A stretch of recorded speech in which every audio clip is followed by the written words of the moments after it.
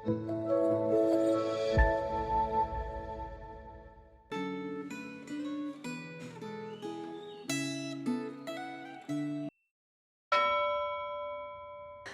saudara-saudara yang terkasih dalam Tuhan. Pernahkah kita merasa kecewa karena janji manusia yang tidak ditepati? Janji yang diucapkan dengan sungguh-sungguh tetapi akhirnya diingkari. Firman Tuhan hari ini mengingatkan kita bahwa Allah yang kita kenal dan kita sembah di dalam nama Tuhan Yesus Kristus itu berbeda dengan manusia. Dia adalah Allah yang setia, Allah yang selalu menepati janjinya. Perenungan Gema hari ini melanjutkan surat Ibrani pasal yang ke-8 dengan tema Allah menepati janjinya. Namun sebelumnya mari kita berdoa. Kami bersyukur atas kasih setia Tuhan yang menuntun kami memasuki tahun baru 2026 ini. Di tengah segala macam situasi dan tantangan yang ada, kami membutuhkan kekuatan dari firman-Mu. Bukalah hati dan pikiran kami ya Tuhan, agar kami memahami kebenaran-Mu dan hidup setia sebagai umat perjanjian-Mu. Dalam nama Tuhan Yesus Kristus kami berdoa. Amin. Surat Ibrani pasal 8 ayat yang ke-6 dan ayatnya yang ke-10. Namun sekarang ia telah mendapat pelayanan yang jauh lebih agung, karena ia menjadi pengantara dari perjanjian yang lebih mulia, yang didasarkan atas janji-janji yang lebih mulia pula. Inilah perjanjian yang akan kuadakan dengan kaum Israel sesudah waktu itu. Demikian firman Tuhan. Aku akan menaruh hukumku dalam akal budi mereka dan menuliskannya dalam hati mereka. Maka aku akan menjadi Allah mereka dan mereka akan menjadi umatku. Amin. Perjanjian bersyarat adalah perjanjian yang disepakati oleh kedua belah pihak, dan keduanya harus memenuhi kewajiban masing-masing. Jika salah satu pihak melanggar perjanjian, perjanjian itu batal. Perjanjian Allah dengan bangsa Israel melalui Musa yang dikenal sebagai perjanjian Sinai dalam Keluaran 19-24 menjadi usang dan tidak berlaku karena ketidaksetiaan umat Israel.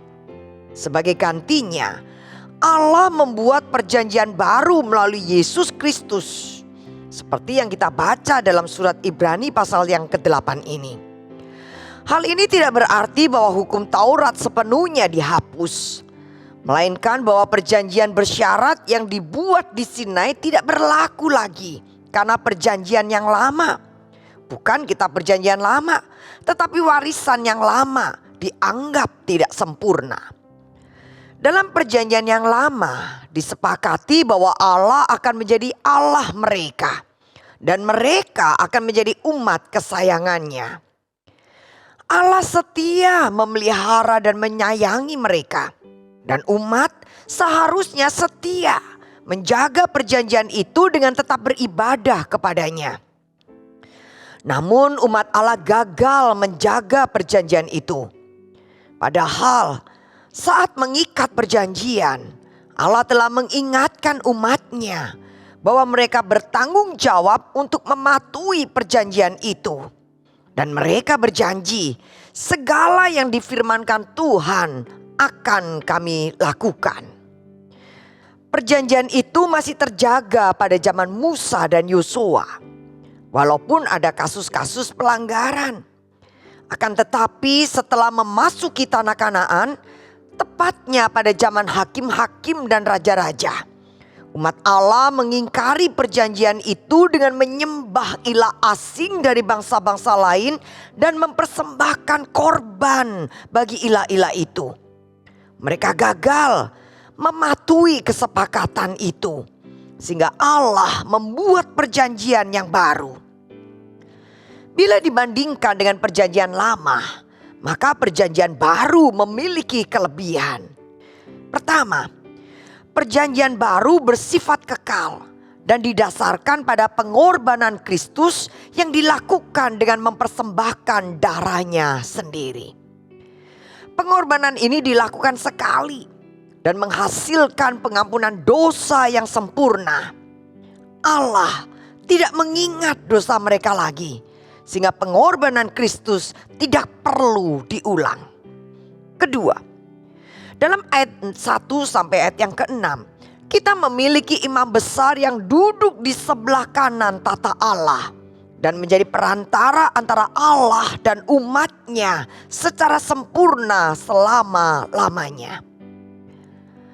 Apakah Anda sudah bersyukur kepada Tuhan atas perjanjian baru di dalam Kristus yang membuat Anda didamaikan dengan Allah?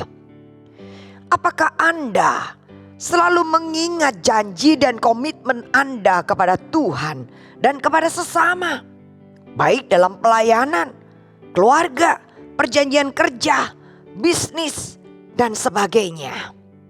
Mari kita berdoa. Terima kasih Tuhan, karena Engkau menepati janji-Mu melalui Yesus Kristus. Ajarlah kami untuk hidup sebagai umat perjanjian baru yang bersyukur, yang setia, dan yang berkenan kepadamu.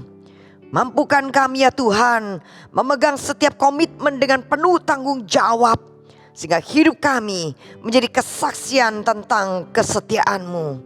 Di dalam nama Tuhan Yesus Kristus kami berdoa. Amin. Tuhan memberkati.